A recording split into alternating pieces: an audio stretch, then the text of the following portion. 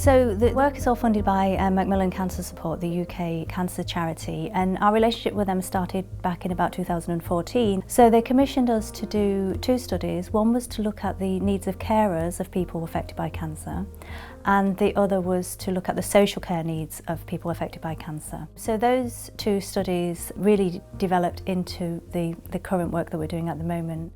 So I guess in a very broad sense, the research is on cancer survivorship. So looking at, post-treatment and recovery following cancer treatment. In particular, I'm very interested in self-management. And self-management from a cancer survivorship context means how aware and active the individual is in managing their recovery and promoting health and well-being. So some of the research that we've been doing at the minute specifically focuses on the role of residency, so rural and urban residency, and whether this influences self-management post-treatment.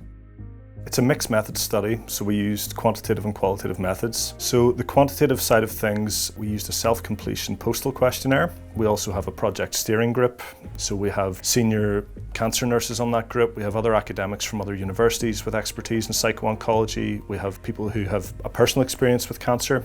So linking in with all these kind of networks, we can have impact in service delivery going forward. Also, I think as well the important thing that given that we're interested in geography, to look at what's working well in rural environments and urban environments, and then the findings can be fed in to inform and ensure that services are tailored to those populations going forward.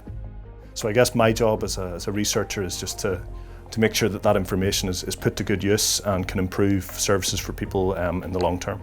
Given that it is all funded by Macmillan, we're in a really good position there for this research to make a difference in terms of impact, because they are actually looking for evidence to inform their future service provision. And actually we're still working really closely with them to now help us to inform the dissemination strategies, to make sure that the findings are not just fed back into academic conferences and academic papers, but actually that we've got the right strategies in place to make sure that the findings reach the people that we interviewed and the people that helped us with the research itself, so that it really can impact on patients ultimately.